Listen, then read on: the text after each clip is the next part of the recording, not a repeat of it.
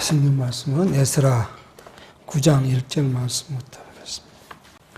9장 1절 말씀. 이 일 후에 방백들이 내게 나와 가로되 이스라엘 백성과 제사장들과 레위 사람들이 이 땅 백성과 떠나지 아니하고 가나안 사람과 헷 사람과 브리스 사람과 예부스 사람과 암몬 사람과 모압 사람과 애굽 사람과 아모리 사람의 가증한 일을 향하여 그들의 딸을 취하여 아내와 며느리를 삼아 거룩한 자손으로 이방 족속과 서로 섞이게 하는데 방백들과 두목들이 이 죄에 더욱 으뜸이 되었다 하는지라. 우리는 지금 에스라 선을 통해서 하나님께서 이스라엘 민족의 이사야를 통해서 예레미야를 통해서 예언한 대로 바벨론에서 이제 유다 백성들이 귀환하게 한 사건과 그리고 그들로 하여금 뭐예요? 예루살렘 성전을 이제 중건케 하셨던 일들. 그런데 그 예루살렘 성전을 중건하는 일에 하나님께서는 순조롭게 하시지 않으시고 남아있던 자들 또는 바벨론 지역에서 왔던 자들로 통해서 건축을 방해하는 그러한 일들을 이제 겪게 하신 후에 하나님께서 그 성전을 증건하고 건축하고 봉헌했던 사건들을 합니다. 그러고 나서 이제 하나님께 제사를 드리기 위해서 이스라엘 백성의 레위인과 제사장들을 예루살렘으로 보낸 그 2차 기간이죠. 에스라와 함께 2차 기간에서 이제 하나님께 제사하는 일들을 하게 했던 것을 지난 시간까지 우리가 이제 살폈습니다. 그런데 하나님께서는 그 이스라엘 백성들이 과거 자기 열조의 범죄와 동일한 범죄를 저지른 이스라엘 백성들에게 성별을 이제 명하게 하십니다. 우선 우리가 에스라서를 통해서 보면 하나님은 뭐예요? 회복시킨 그들을 하나님 앞에 나오도록 성전을 중건하고 제사를 통해서 그들의 죄를 사하시는데 그거 사한 이후에는 뭐예요? 그들을 거룩하게 구별되게 하시는 것을 우리가 이제 생각합니다. 9장에서 10장은 하나님께서 에스라를 통해서 그 귀환한 자들, 1차 귀환한 백성들의 그 범죄를 성결하는 일들을 이제 하게 하십니다. 우리는 여기서 생각해 보는 것이 뭐냐면 1차적으로 먼저 생각하고 갈 것이 뭐냐 그러면 구약에서 우리는 성별을 하는 거죠. 구약에서 이 거룩하게 구별된 의미와 신약에 우리가 뭔 의미가 있느냐 이거죠. 지금 9장과 10장이 성결이에요. 이 성결을 다른 말로 하면은 구별하는 거예요, 구별. 누가요? 이방인과 자기 택한 백성들을 구별한 거예요. 구별의 일이 뭐냐, 그러면 오늘 그 구별을 하는데 우리는 구약적으로 생각해 보면 성전에 우리가 구약에서는 이스라엘 백성들이 어디로요? 성전으로 나아가서 하나님을 섬기고 제사하는 것이 뭐 하는 거예요? 구별된 거룩하게 하는 것이에요. 이방인들이 성전에 올 수가 없고 성전에 들어갈 수도 없어요. 또 뭐요? 이스라엘 백성이라 하더라도 뭐 어떤 사람들요? 범죄한 자들, 부정한 자들은 성전에 들어갈 수가 없어요. 범죄하거나 그 다음에 부정한 사람들 어떻게 해야 돼요? 규례대로 거룩하게 하고 제사한 후에야 성전에 들어갈 수 있어요. 그러니까 성전에 나가는 것이 이렇게 구별된 일을 하게 합니다. 그러면 오늘 우리에게는 어떤 것을 주시죠? 성전 대신 그리스도죠. 성전 대신 그리스도에게 나아가는 거예요. 우리가 오늘 지금 누구에게 나왔어요? 그리스도, 하나님 앞에 그리스도에게 나왔어요. 이게 뭐예요? 이방인과 우리의 구별이에요. 특별히 우리가 뭘 해서 구별된 것이 아니라 우리가 하나님께 성전 되신 그리스도에게 나와서 그의 지체된 자로서 살아가는 것이 우리가 구별이에요. 근데 우리가 지체된 우리가 뭘 해요? 우리 똑같이 범죄하고 부정한 일을 하게 되고 하나님을 떠난 일을 하게 되지만 그러더라도 우리를 누가요? 예수 그리스도께서 우리를 위하여 죄사하는 구속의 은혜를 베푸셨기 때문에 그걸 통해서 우리가 다시 또 하나님께 나오게 하는 일들을 하게 합니다. 그 다음에 우리는 구약의 성전에 나가는 것이 뭐예요? 속죄입니다. 제사를 통해서 속죄의 은혜를 받아야, 그렇지 않은 거는 이스라엘 백성들이 하나님께 나갈 수도 없고 하나님과 더불어 화목할 수도 없어요. 그래서 성전에 나가서 제사를 해요. 그것이 뭐예요? 오늘 의견이에요. 그리스도께서요. 우리 대신해서 속죄의 은총을 베푸신 사건을 우리가 기억하고 그거에 대해서 우리가 생각하고 그 안에 거하는 거예요. 우리가 예수를 믿는다는 것이 뭐 특별하게 무슨 행사를 하고 이벤트를 하고 놀라운 일을 해서 예수를 믿는 것이 아니라 그리스도의 구속의 은혜를 우리가 생각하고 잊지 않고 살아가는. 그래서 우리가 뭐예요? 즐겁고 기쁘고 화평하고 그리스도 안에서 우리는 기쁨을 갖고 기쁨을 누리고 하나님과 우리의 관계가 화목을 누리고 그리고 우리의 마음이 뭐예요? 즐겁고 평안한 것. 이것이 예수님 믿는 증거예요. 항상 우리 마음이 복잡하고 어렵다. 세상 것으로 가득 차고 힘들고 그게 다 뭐예요? 우리가 세속에 빠져 있게 하나님을 멀리하고 세속에 빠져 있어서 우리가 세상 것으로 만족하고자 하니까 나타나는 현상이에요. 이게. 이것이 우리가 구별이에요. 이 구별을 하는데 이 구별을 위해서 1장에 보니까 어떤 일이 있냐 그러면은 귀한 자들이 1장에 구별을 이게 1차 귀한 자들이 했던 건 뭐예요? 가장 큰 건 뭐예요? 귀한 자들이 이방인과 혼인을 했답니다. 아들에게 며느리를 삼고 그 다음에요 아내를 삼았다. 그렇게 이야기를 합니다. 이게 뭐냐 그러면 이방인과 혼합되어 있다는 거예요. 혼합되어. 이 혼합이 된 것은 뭐예요? 하나님이 가장 싫어하는 거, 혼합되어 있는 거예요. 하나님을 섬기든지 또 이방을 섬기든지 한 번은 하나님께 한 번은 세상에 노는 걸 제일 싫어해요. 자, 그것을 했다는 거예요. 자, 우리는 한번 다시 생각해 볼 게 뭐냐면 우리는 우리 성경 신학을 통해서 오늘 주시는 말씀의 주제를 우리는 알고 성경의 주제를 알고 있어요. 성경의 주제가 뭐예요? 하나님이 여호와시다. 그분은 뭐예요? 스스로 언약하시고 언약을 성취하신 분이라는 거예요. 이걸 우리는 분명합니다. 그런데 일반 지금 기성 신학에서 이걸 잡지 못하니까 뭐예요? 말씀 하나 읽고 무슨 뜻일까? 이 말씀 하나 읽고 무슨 뜻일까? 이게 고민을 해요. 그 다음에 어떻게 해야 돼요? 그러면 내가 어떻게 살아가야 될까? 그러잖아요. 그것이 일반 기성 신학에서 고민해요.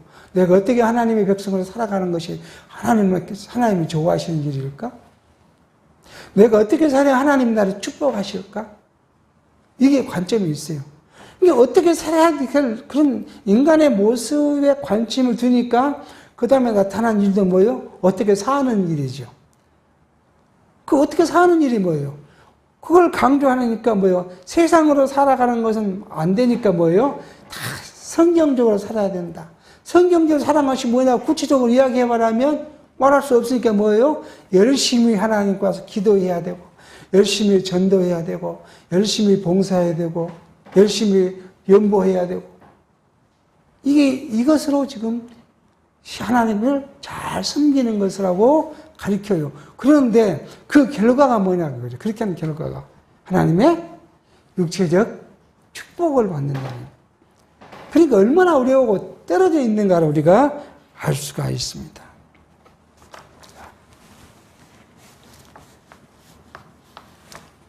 근데 우리는 지금요, 이 성경이 우리에게 주시고자 하는 의미를 분명히 알게 됐죠. 그것이 뭐예요? 하나님께서는 스스로 언약하시고 언약을 성취했다. 오늘 지금 에스라를 통해서 하나님께서는 스스로 언약했다. 어디서부터요? 신명기에서부터 언약한 언약들이 이루어졌고, 그리고 또 그것으로만 끝나면 이스라엘 백성들이 실망하고 낙담하니까 뭐예요? 에레미야를 통해서, 이사야를 통해서 회복시킬 것인데, 기한까지 70년을 포로로 샀고 70년 후에는 다시 돌아오겠다까지 약속을 합니다. 그대로 성취된 사실을 지금 에레미야를 통해서 우리가 지금 배워가고 있는 것입니다. 그런데 이 모든 일들의 기반이 뭐예요? 우리가 믿고 우리가 고백한 게 뭐예요? 하나님께서 이 모든 일을 절대 주권적 섭리를 하셨다는 거예요. 하나님의 절대 주권적 섭리라는 거예요. 누구의 기도나 노력이나 수고가 아니라 하나님께서 자기가 스스로 결정하시고 연락하신 대로 스스로 이루시는데 다 하나님의 절대 주권적 섭리에 의해서 되어 있다는 사실을 우리가 이제 또 알게 하십니다.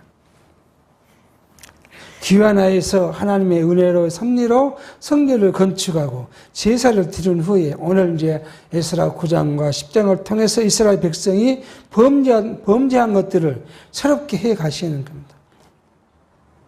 이 말은 뭐냐면 거룩한 하나님의 나라 백성으로서 뭐요? 죄악을 쳐내고 하나님 앞에 당당하게 세워가는 일을 지금 오늘 이게 하나님의 놀라운 섭리예요. 여러분과 저를 이 세상에서 하나님을 멀리 떠나 인간의 것들 때문에 고민하고 걱정하고 근심하고 하다가 우리가 일요일 1시간 나와서 하나님을 생각하면서 세상에서 우리가 하나님을 멀리 했던 것들을 반성하고 그리고 하나님 앞에 당당히 서도록 있는 이것이 예배의 의미예요. 주 일요일에 우리가 모인 예배의 의미예요. 이것마저 우리가 하지 않고 없애버리면 언제 우리가 하나님을 가까이 하고 하나님을 기억하고 살 수 있겠습니까? 우리가 일생을 하나님을 기억하고 살면 정말 좋겠죠. 그러면 얼마나 좋겠습니까? 그런데 우리는 그렇게 될 수 없어요. 망각이라는 것이 있고 잊어버리는 것이 있고 또 우리는 어디에 살아야 돼요? 세상에 살아야 하기 때문에 쉽지 않는 그러나 일시 한 시간이라도 갖고 우리가 그것을 지향해 가도록 하시고 계신다는 거예요. 그래서 이제 에스라 10장에 대해서 이스라엘 백성이 하나님 나라의 백성으로서 범죄한 상태로 있는 백성들의 죄를 정리하게 하시는 일을 이제 하시는데 뭘 하나 그러면요. 우리가 창세전 하나님 나라의 백성이 되었고 하나님의 자녀가 됐으므로 그렇게 됐으므로요. 우리를 고단한 이 세상에 살 필요가 없을 것 같는데 천국을 데려가면 좋은데 이 세상에 두게 하셔서 결국은 뭐요? 완전하고 거룩한 것들을 이루어 가도록 하신 이게 하나님께서 이 세상을 둔 우리의 목적이에요. 이게 성도의 성화 문제예요. 이게 성도의 성화는 크리스찬이 대해서 우리 뭐예요? 항상 하나님께 더 가까이 나아감으로 세상 것을 버리고 그 신령한 것을 찾아가는 것 이것이 우리의 성화예요. 거룩해지는 모습이에요. 이 거룩한 모습을 지금 오늘 우리의 육체의 것으로 지금 하나님은 가르쳐주고 있는 사실을 알게 하는 겁니다. 그래서 이제 이 일 후에 뭐예요? 에스라가 바벨론에서 가져온 예물과 성전의 제사장들에게 바친 앞장에서 나왔잖아요. 그런 일 후에 그리고 에스라가 왕의 조서를 총독들에게 보여서 협조를 구한 후에 그리고는 에스라가 유시한 귀한 민들이 이제 예루살렘에 도착한 때가 5월이었고 에스라가 이스라엘 백성들과 오늘 만난 지금이 9월이에요. 함께 4개월 정도 텀을 갖고 후에요. 지금 일이었어요. 그 방백들에게 에스라가 나갔더니 이스라엘 백성과 제사장들과 레위 사람들이 이 땅, 팔레스타인, 예루살렘의 땅에서 떠나지 아니한 자들, 떠나지 않고요. 이미 그 안에 거했던 자들, 그 가나안 옛사람과 옛사람, 햇사람과 브리스 사람과 여부스 사람과 암몬 사람과 모압 사람과 애굽 사람과 아무리 사람들 이들과 가증한 일을 했다. 그렇게 여기에 가증한 일이 무엇인가를 성경이 구체적으로 말씀하고 있지 않지만 이 후에 무엇을 해요? 이방인과의 혼인을 이야기하는 것 보면 가져간 일이 이방인과 혼인이라고 지금 우리가 이제 추측해 볼 수가 있습니다.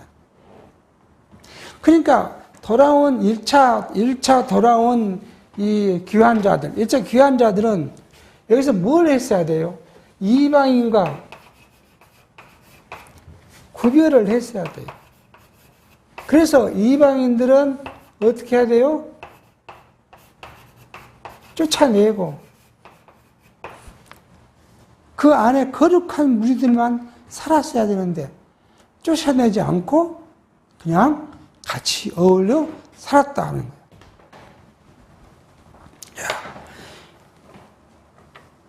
그런데 이게 뭐예요? 오늘 성경은요. 이 일을 누가 더 열심히 했다고요? 지도자들이 먼저 했다는 거예요. 그냥 또 거룩한 백성으로 왔지만 하나님의 일을 해야 되는 지도자들. 그러니까 뭐예요? 성경은요. 방백들, 그 간원들이잖아요. 두목들, 그건 장로들이에요. 각 지파의 두목들. 이 두목들이 뭘 해요? 더 열심히, 으뜸이, 그 일을 하는데 으뜸이 했다는 거예요. 더 열심히 했다는 거 아니에요. 그러니까 자기들이 아내를 이방인으로 여자를 데리고 왔고, 그 자기 아들들의 며느리를 이방인 여자들로 채웠다는 거예요. 이 일을 더 쳤죠. 그러니까 사실, 현대에서도 마찬가지지만, 구약시대 이스라엘 백성들을 보면요. 하나님의 말씀을 가리키고 그것을 준수하고 그걸 더 굳건히 붙잡아야 할 지도자들이 더 타락해요. 그러니까 하나님께서 그들을 멸하지 않을 수가 없어요. 하나님을 가르쳐야 되는 사람들이 하나님을 더 배반하고 하나님을 섬겨야 할 사람들을 하나님을 떠나버리고 이런 일을 더 앞장서서 했다는 거예요. 뭐 현대는 어찌나 현대도 마찬가지입니다.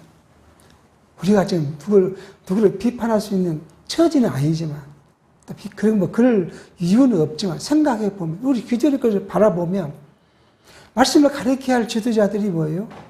말씀을 더 왜곡시켜요. 그래서 말씀을 배우고 따르는 백성들은 그냥 왜곡된 말씀을 배우다 보니까 그것이 진리인지 알고 따라가게 해요. 온통 비진리가 난무하는 세상이 되어버려요. 이게 우리가 앞에 있는 현실이에요. 누가 뭘 더 사랑해요? 하나님을 사랑해야 할 지도자들이 뭘 사랑해요? 돈을 더 사랑하고, 명예를 더 사랑하고, 권력을 더 사랑하고. 참, 우리가 이제, 그래서 사실은요, 그 노예나 총회 활동을 안 하는 것이 더 마음 평화가 있어요. 가면 다투고 싸우는 거 보면요, 도대체 왜 저러는지, 그냥 일반 성도들 입장에서 보면 정말 부끄러운 일이 너무나 많습니다. 총회가 왜 이합지삽처럼 뭉쳤다가 헤어집니까? 다 자기 이익 때문에 거예요. 자기 권력을 유지해 보려고. 아니, 교회가 권력을 유지하면 뭐, 권력 어디, 무슨 필요가 있어요? 근데 그것 때문에 총회가 합체했다가 나눠주고, 노예가 합체했다가 나눠주고, 그 일을 계속해요. 오늘 똑같은 이야기예요. 지도자들이 더 하나님을 떠나고 세속에 빠져서 돈을 사랑하고 권력을 사랑하고 명예를 사랑하고 그런 일들이 지금 범하고 있다는 걸 우리가 생각해 볼 수가 있습니다. 그들의 딸들을 자기 아내와 며느리를 삼아 거룩한 자손으로 이방 족속과 서로 섞이게 하는데 방백들과 두목들이 이 죄의 으뜸이 되었다. 그렇게 지금 현상을 이야기합니다. 그런데 이방인과의 금혼, 혼인 금지, 이게 왜 이렇게 중요한 일일까 하는 것이죠.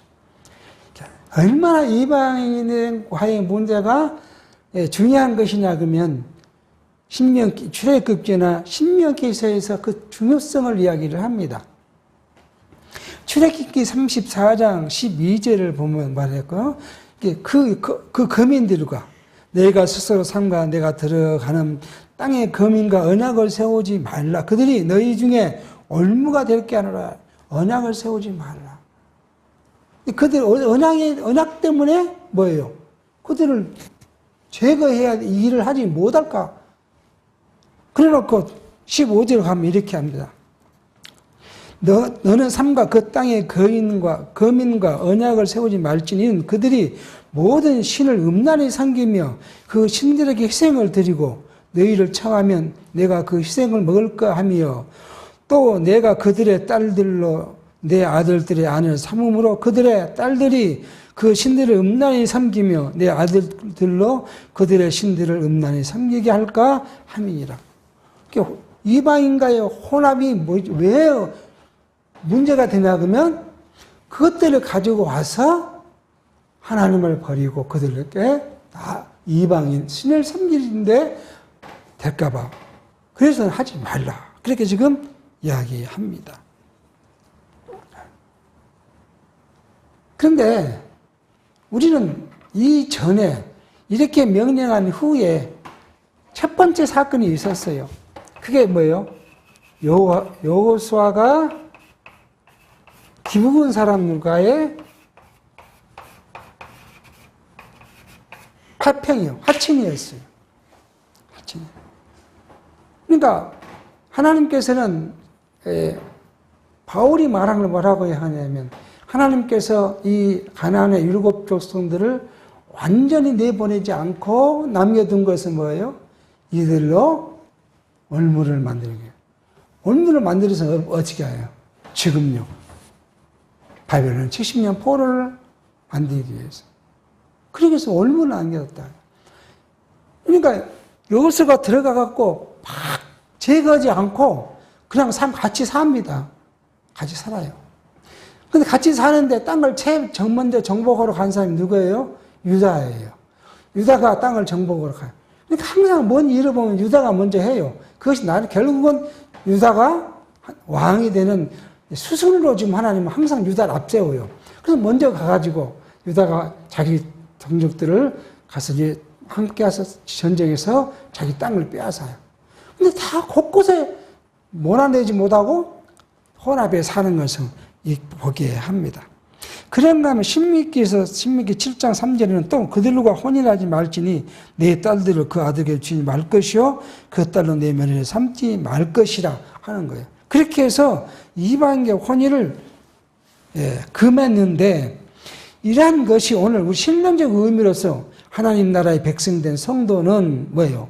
하나님의 기쁘신 뜻과 예정대로 택한 자와 불택자의 구별을 우리가 의미해요. 그러니까 우리가 택자, 불택자의 의미. 오늘 이게 신약시들은 뭐예요? 택자와 불택자의 구별을. 자, 이러니까 또 어디 이렇게 강요한 사람이 있습니다. 그러니까 우리가 믿지 않는 사람하고 결혼하면 안 된다. 이렇게 또 강요해요. 가능하면, 안 하면, 신앙을 갖고 있는 사람끼리 서로 하면 편안한 게 있겠죠, 편안함이. 아무래도 결혼 생활을 살다 보면 뭐예요? 제약이 덜 하겠죠. 물론, 믿지 않는 사람과 결혼을 하면 제약이 많아요. 그걸 뚫어야 될 제약이 많아요. 첫 번째 가장 많이 오는 것이 뭐예요? 제사예요, 제사. 안 믿는 지금 시집을 갔으면 그 집에 가서 제사를 지내야 될 거 아니에요. 근데 내가 내 양심이 그것을 못하겠다. 그럼 어때요? 다투고, 싸우고, 그렇게 돼야 되죠. 그런데 이게, 우리가 그것을 어떻게 지혜롭게 그걸 극복해 나가냐가, 우리가 뭐예요? 안 믿는 쪽과 결혼했을 때 뭐 할 거야? 구할 거, 기도할 거. 내가 여기서 어떻게 지혜롭게 이것을 싸우지 않고 헤쳐나갈 수 있는 그 지혜를 달라는 것이, 그것이 기도였을 것 같아요. 자, 그 중고등부를 같이 했던 그 제 옛날 모교에 그 동창한 친구가 운 나쁘게 거기도 자기 아버지가 막 강요를 해서 안 믿는 집에 갔는데, 제가 뒤에 듣는 이야기는 불교 신자 집에 결혼을 했어요. 다들 걱정을 했어요. 자, 어떻게 살까? 그런데 지금 들러온 소식은 뭐냐면요. 남편도 안수집사가 됐고요. 다 믿는, 구원 전파가 됐다는 거 아니겠어요? 구원을 가서 이루신 거예요. 자기 시집을 구원을 받게 가서 행동을 했다는 거예요. 그게 누구의 섭리예요? 하나님의 섭리고 하나님께서 그 집을 구원하기 위해서 그렇게 보내신지 모르죠. 그게. 그러니까 그런 것은 회피한 거예요. 근데 정말로 계속 수십 년을 그것 때문에 싸우는 분도 있어요. 그렇게 해서 그게 상처가 돼가지고 시댁과 자기의 상처가 돼 있는 사람도 있어요. 그러니까 가능하면 하나님께서 주신 은혜대로 은혜가 있으면 믿는 사람과 결혼하는 건 좋겠죠. 근데 우리의 결혼도 누구의 주권적인 섭리예요? 하나님의 주권적인 섭리예요. 그렇게 가게 하면 또 갈 수밖에 없는 거예요. 근데 거기에서 우리는 뭐예요? 가능하면 하나님께서 내게 은혜를 주시고 지혜를 주셔서 싸우지 않고 다투지 않고. 그래서 바울은 이를 말을 해요. 그렇게 갔으면 상대가 헤어지기를 이혼하고 싶지 않다 그러면은 정말 잘 살아라. 순종하고 잘 공경하고 고양하고 그 이유는 뭐냐면 혹시라도 너 때문에 그 집에 구원이 있을지 모르니까 그렇게 이야기를 해요. 근데 이것은 바울이 뭐라고요? 내가 권면하는 것이다. 이건 법이 아니고 내가 권면하는 것이다. 그렇게 전제를 해요. 그런데 만약에요. 그것이 나를 억압하고 신앙생활을 못하게 하고 핍박하고 나를 사단으로 끌고 하려고 한다면 어떻게 해야 돼요? 그것은 끊어야 될 일이죠. 나를 사단의 세속으로 끌고 가려고 하는데 그것을 따라갈 수는 없는 거야. 그래서 예수님께서 오늘 하신 말씀이 그거예요. 내가 이 평화를 주러 화평을 주러 온 것이 아니라 싸움을 주러 왔다. 시어머니와 며느리가 아들이 다투고 싸울 것이다. 무엇 때문에요? 진리 때문에, 복음 때문에. 이것이 현대에 예수님께서 우리에게 말씀해 주신 부분이라는 걸 우리가 생각합니다. 이러한 것들을 우리가 생각해 보면 이 구별이 뭘로 하느냐 하는 거죠. 그게 그리스도의 의입니다. 그리스도의 의가 있는 자와 없는 자. 그것이 우리의 구별이에요. 열심히 하고 안 하고 교회를 한번 와봤고 두 번 왔는가가 문제가 아니라 그리스도의 의로 우리가 덧입을 하는 사람이냐? 아니냐. 그러니까 옛날 모교에 고등부 때 정식 전도사의 직함은 아닌데 전도사로서 잠깐 일했던 전도사님이 저 구원파를 갔어요. 구원파를 가면서 우리는 뭐하냐고 구원파를 설명을 해요.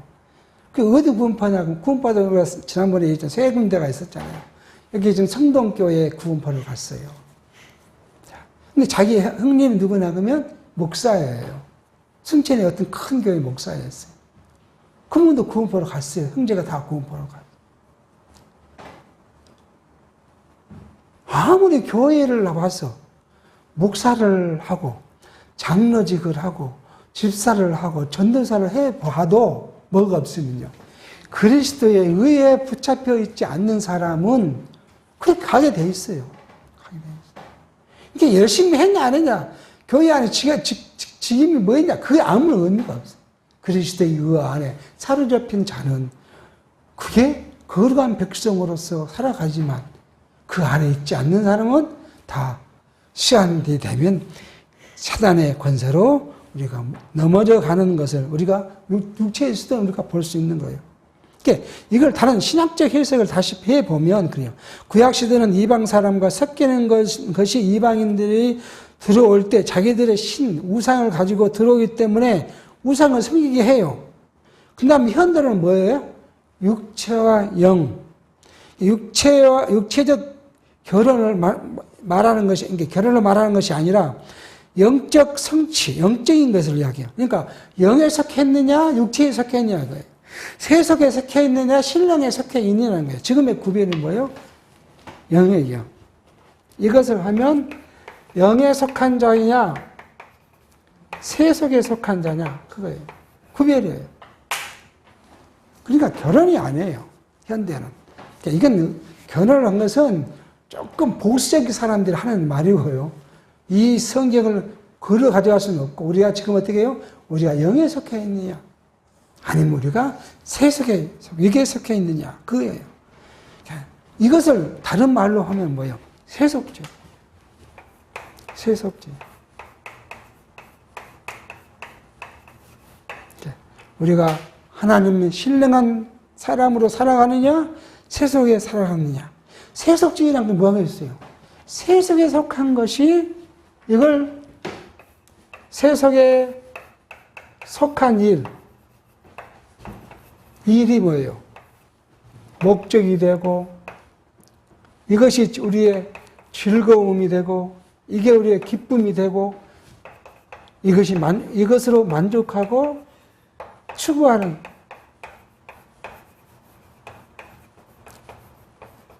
이것이 세속주의예요.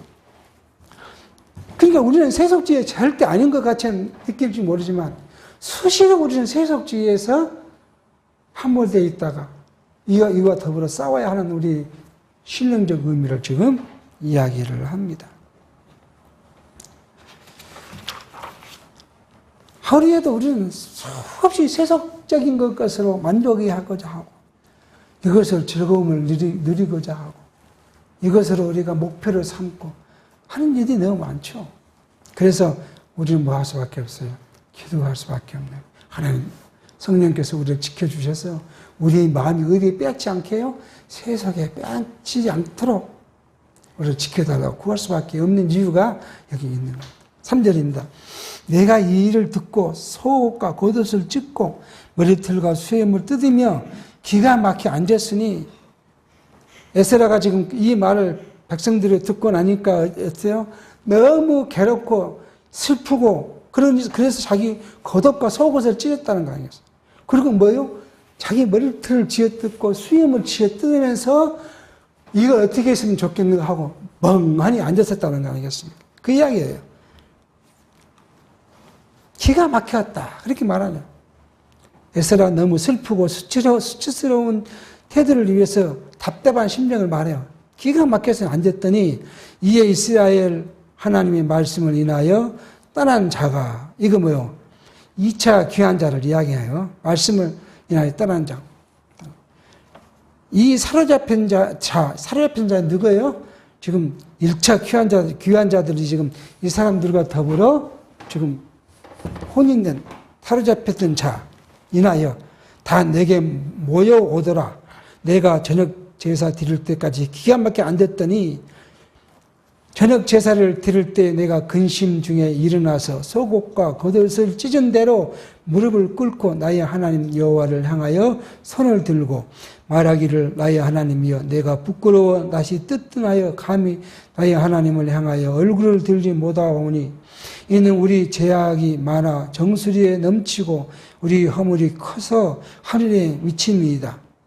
우리 열째 때부터 오늘날까지 우리 죄가 심함에 우리의 죄악으로 인하여 우리와 우리 왕들과 우리 제사장들을 열방 왕들의 손에 붙이사 칼에 죽이며 사로잡히며 노략을 당하며 얼굴을 붓기로 하심이 오늘날 같으니라. 이스라엘 하나님 말씀에 따랐던 모든 사람들이 망명자들, 돌아온 자들에게 불성실함 때문에 이제 다 모였다. 지금 그렇게 이야기해요. 자, 그래서 자기가 저녁 제사 드리기 전에, 이 말은 뭐예요? 오후 3시 저녁 제사를 드리기 전에 하나님께 기도했는데 어떤 상태로요? 겉옷과 속옷이 찢어진 상태로, 머리칼이 흐트러진 상태로 하나님께 기도합니다. 지금 그 기도가 뭐예요? 우리의 죄가 너무 가득합니다. 우리 조상 때부터, 우리 열조 때부터 뭐예요? 아브라함 때부터, 또 다윗 때부터 그 이야기를 해요. 열조부터 오늘날까지 하나님을 배반하고 하나님을 떠나고 하나님의 말씀에 불순종한 이 죄가 너무 커서 우리 열왕 성도들, 왕들이 잡혀가고 붙잡히고 죽이고 사로잡혀 왔던 이 일들이 오늘 지금 현까지도 있는 것이 그겁니다. 그렇게 지금 이야기해요. 과거에 시작해서 현대까지 모든 죄와 형편을 지금 이야기하고 있습니다. 사도행전 7장 39절에 이렇게 우리 조상들이 모세에게 복종치 아니하고자 하여 거절하며 그 마음이 도리어 예굽을 향하여 그렇게 이야기해요. 그러니까 열조 선조들부터 하나님을 싫어했어요. 모세의 율법을 받기를 싫어했다는 말이에요. 그래서 하나님께서 뭐 어떤 일이 벌어지게 해요? 이거 홍해를 건너기 전에 하나님께서는 뭐요? 애굽 군병을 보내. 하나님의 그 섭리예요. 보내요. 보내가지고 곧 잡혀 죽일 것 같으니까 원망하기를 어떻게 해요? 야, 우리가 저 고센 땅에 있었으면 죽지는 않았을 거 아니야. 먹는 데 문제 없고. 물론 열심히 노력을 했지만. 근데 그런 이야기 하더라고요. 역사학자들은 바로 그 애굽이 성을 쌓고 그렇게 할 때, 바로는 어떤 거 했냐, 그러면, 뭐, 며칠에 한 번, 요즘에 일주일에 우리가 하루 일요일 쉬듯이 쉬임을 줬고, 그리고 그 봉급도 줬고, 그렇게 해서 먹고 사는데 지장이 없었다는 거예요. 노예들이 굶주려고 산 것이 아니라 일하는데 지장이 없도록 다 곡식도 월급을 주고 쉬게 해줬다는 거예요. 그러니까 우리가 고센 땅에 살았으면 절대 죽지 않고 굶지 않고 살았을 건데 왜 우리를 데리고 여기 와가지고 저 바로의 손에 죽게 만드냐 하고 원망을 하게. 그 아니에요, 지금요. 모세를 발반하고 원망해서 어디로 가고자 했다고요? 애굽으로 가요. 이것이 우리의 심령이에요. 애굽이 뭐예요? 사단의 세력, 세속의 것들. 우리가 순간순간 말씀을 놓쳐버리면 거기로 가기를 바라요. 그것이 즐거웠어요. 어제 저녁에 뭘 해요? 노래방 가서 즐겁게 노래 부르는 것이 또 재미있게 느껴져서 오늘 저녁도 가야겠다. 그거 아니겠어요? 이게 지금 우리 성도들의 연약한 심령이에요, 심령.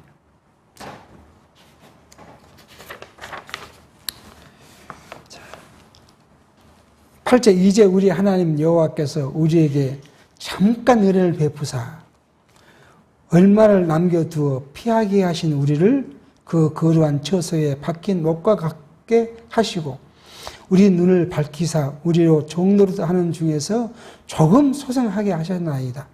우리가 비록 노예가 되었사오나 우리 하나님이 우리를 그 복역하는 중에 버리지 아니하시고 바사 열왕 앞에서 우리로 긍휼히 여김을 입고 소생하여 우리 하나님의 전을 세우게 하시며 그 퇴락한 것을 수리하게 하시며 유다와 예루살렘에서 우리에게 우를 주셨나이다. 앞에는 죄에 대해서 회개하고 그 다음에 하나님이 주신 은혜를 이야기를 합니다. 먼저 잠깐 은혜를 베푸사 그 말 하나님께서 페르시아 왕의 마음을 감동시켜서 이스라엘 백성들이 본토로 돌아올 수 있도록 역사하신 일을 지금 이야기해요. 그 뭐예요? 1장 1절 그렇게 이야기했잖아요. 1절. 따라서 여기서 잠깐은 BC 538년의 최초 귀환한 시기부터 지금 이 에스라가 온 시기 BC 458년 2차 귀환 때까지 80년을 지금 이야기. 잠깐 동안 하나님께서 은혜를 주셔가지고 돌아오게 하고 성전을 지키게 하고 그리고 예배하게 하신 잠깐 은혜를 지금 주셨다. 그리고 남겨두고 피하게 하신 자는 뭐예요? 하나님께서 포로로 잡혀갔던 이스라엘 백성들을 멸망으로부터 보호하시고 또 팔레스타인으로 돌아오게 하셨다는 사실을 지금 이야기하죠. 그렇게 남겨둔 자들 돌아오게 하셨다. 그리고 거루한 처소는 뭐예요? 성전이죠. 또는 다른 주석가들은 어떤 주석가들은 팔레스타인 땅을 이야기해요. 유대인의 땅을 지금 이야기하기도 합니다. 두 가지 다 이야기하는데 두 가지 다 이해될 수 있는 이유예요. 그 다음에 박힌 목과 같게 하셨다. 이는 문자적으로는 뭐냐면 우리에게 천막의 말뚝을 주셨다. 그런 이야기예요. 그 이야기예요. 그러니까 이스라엘 백성들이 뭐 했어요? 유목민족으로 돌아다닐 때 자리로 옮기면 뭐 해야 돼요? 천막을 쳐야 되잖아요. 그러면 그 천막을 고정시키기 위해서 뭘 해야 돼요? 그 말뚝을 박는 것을 해요. 이걸 이야기해요. 그러니까 이스라엘 백성들을 어떻게 했어요? 방황하던 바벨론의 120 더해서 자기 하나님 나라 약속된 가나안 땅으로 돌아와서 뭘 하게 해요? 하나님의 자녀를 중건케 한 이 일을 지금 이야기하고 있는 거예요. 그리고 우리로 소생케 하셨다. 문자적으로는 우리에게 생명을 주셨다는 뜻인데 곧 뭐요? 이스라엘 백성들이 바벨론이라는 이방 땅에 포로로 끌려가 있는 동안에 하나님이 의해서 죽은 상태로 간주되어 있다가 다시 돌아온 생명을 줬다. 귀환의 이야기를 지금 이야기하고 있고, 종노를 하는 중에 뭐요? 바벨론 포로의 종노를 하는 중에서도, 근데 사실 바벨론이 이스라엘 백성들을 그렇게 홀대하지는 않았어요. 홀대하지는. 그러나 그들에게 뭐는 없어요? 주권이 없었습니다. 그러니까 종과 같은 것이었죠. 자, 그렇게 하나님은 은혜를 주어서 다시 올라왔는데 뭘 했다고요? 버리지 아니하, 노예로 살았으나 버리지 아니하시고 유다와 예루살렘에 우르시. 유다와 예루살렘이라는 곳에 뭘 넣었어요? 방어 벽. 그 안에 거주할 수 있는 곳을 줬다고 이야기. 우리라는 것이 벽을 이야기하잖아, 벽. 성벽, 이런 걸 이야기해요. 이걸 줘서 우리가 기거할 수 있도록 하나님이 은혜를 허락하셨다. 이걸 다시 정리해보면 첫째는 뭐예요? 바산 고레스의 칙령으로 포로 중에 남겨둔 백성을 예루살렘으로 돌아오도록 섭리하신 일이고, 둘째는요, 백성들을 이방에 아주 버리지 아니하시고 바사 열왕의 궁유를 입어 하나님을 전을 세우도록 섭리하신 일, 그리고요, 유다와 예루살렘에서 백성들에게 살 수 있도록 해주신 그것이 지금 에스라가 하나님께 하나님의 은혜라고 지금 기도합니다. 그러는데요. 10절. 우리가 하나님이여 이렇게 하신 후에도 우리가 주의 계명을 배반하였사오니 이제 무슨 말씀 하오리까? 전에 주께서 주의 종 선지자들로 명하여 이르시되 너희가 가서 얻으려는 하는 땅은 더러운 땅이니 이는 이방 백성들이 더럽고 가증한 일을 행하여 이 가에서 저까지 더러움을 채웠습니다. 그렇게 하나님 은혜를 주셨는데 불구하고 우리 백성들은 뭐예요? 하나님의 계명을 배반해버리고 누구와요? 이방인과 혼인을 했습니다. 그런 이야기를 합니다. 그러니까 이 1차 귀환에서 80년간 살아갔던 1차 귀환자들은 우리가 생각해 보면 많이 육체적으로 불안한 가운데 살았죠. 성전을 건축 못하도록 방해를 해주고, 어떤 사람들은 때를 지어서 와서 시위를 하고 못하게 막기도 하지요. 그럼 거기서 살아가려면 어떻게 해야 돼요? 인간적으로는 어떻게 살아가면 어떻게 해야 돼요? 뭔가를 해야 되잖아요. 거기에 가장 쉬운 방법이 뭐예요? 혈맹이 돼서 사돈이 돼서 서로 보호해 주는 것이 가장 쉬운 방법이지 않겠어요? 이게 우리의 삶이거든요. 우리가 세속과 더불어 싸워서 항상 싸워야 되는데 우리가 뭘 해요? 타협을 해요. 타협을 해서 우리는 그걸 잘한 거로 생각해요. 잘한 것으로. 내가 이렇게 해서 그나마 내가 잘 타협을 했기 때문에 내가 일요일날 와서 무엇을 해요? 하나님을 섬기는데 내가 사실 제가 직장생활 32년을 생각해 보면 타협의 계속이었어요. 타협의 계속. 지금 생각해 보면 그거예요. 그래 안 해도 살았을 것인데 지금 와서 경험해 보니까 그러니까 딱 이 순간에 모든 걸 끊어버리고 했어도 살았을 것인데 그 생각을 요즘에 많이 합니다. 그 결과가 요즘에 제 반성을 그렇게 해요. 그 타협의 결과가 내가 못 느끼고 사니까 그 타협한 것이 얼마나 하나님의 입장에서는 나쁘고 추한 것을 못 느끼고 살아가니까 너 한번 느껴봐라. 그러지 않았는가? 그런 생각을 해요. 그래서 제가 눈을 뜨자마자 처음 뭐 어디, 영이 와서 한 것이야. 처음 눈을 딱 뜨자마자 느낌이 그거였거든. 내가 다시는 세속과 더불어 타협하지 않고 살아야 해. 이것이. 그러니까 우리가 어쩔 수 없이 끌려가고 또 끌려갈 수도 있어요. 그러나 그것이 뭐예요? 그 타협하는 것이 범죄라는 사실을 우리가 느끼지 못하고 사는 것하고 그것을 느껴서 늘 그걸로부터 떠나려고 노력하는 삶과 다르다는 걸 우리가 생각해 보게 합니다. 자, 그러면서 하나님께서 뭐라고 해요? 선지자로 하여금 너희가 얻은 땅이 더러운 땅이다. 이 끝에서 저 끝까지 더러운데 왜 더러워요? 거기 사는 자들이 무엇을 했기 때문에요? 더럽고 가증한 일을 한 땅이기 때문에 더럽다고 그렇게 이야기를 해요. 그리고 12절 그런즉 너희 이자들을 저희 아들들에게 주지 말고 저희 딸들을 너희 아들들에게 데려오지 말면 그들을 위하여 평강과 형통을 영영히 구하지 말라. 그리하면 너희가 왕성하여 그 땅의 아름다운 것을 먹으며 그 땅을 자손에게 유전하여 영원한 기업을 삼게 되리라 하셨나이다. 하나님 약속이잖아요. 너희 혼인하지 말고. 그리고 딱 구별해버리면 그러면 하나님은 너희가 왕성해지고 그 땅에서 아름다운 것을 먹고 살도록 하시겠다. 그것이 영원한 너희 기업이 되게 해주겠다고 했는데 맞아. 그런데도 우리는 그렇지 못하고 또 범죄하였습니다 하고 회개합니다. 자, 우리는 이 9장과 10절 앞번에 이제 10장에 가서 계속 어떤 이제 해결책이 나올 것인데요. 이러한 것을 통해서 뭐예요? 이방과 완전히 구별하는 것이고요. 세상과 완전히 구별하는 것이고요.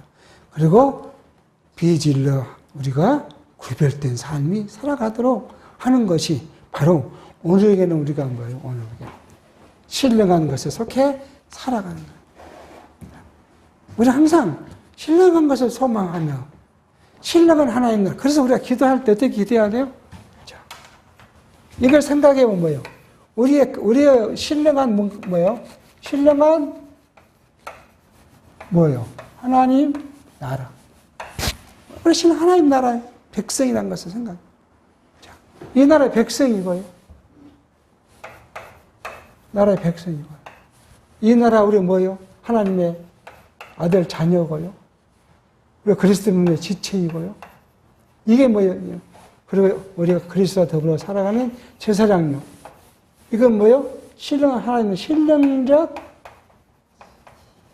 신분이에요. 그러니까 신령한 신분에 따라서 그러면요. 신령적 가치. 이 가치에 따라서 잘 살아가는 것. 그러면 이 신령적 가치에 따라 살아간다는 건 뭐겠어요? 그게 바울이 말한 것처럼 성령의 소욕을 쫓아 살아가는 것. 그래서 우리가 늘 생각하는 것이 뭐예요? 성령의 소욕을 생각해요. 그리고 성령의 소욕을 행하고 성령의 소욕에 따라 살아가는 것. 이게 신령한 삶이에요. 신령한 게 탁 들어가서 뭐 기도 많이 하고 쉘라하는 것이 아니라 그건 다 허망된 거예요. 성령의 소욕을 쫓아 살아가는 것이 신령한 삶을 살아가는 것이라는 것을 우리가 바울을 통해서 주신 말씀을 생각하게 합니다.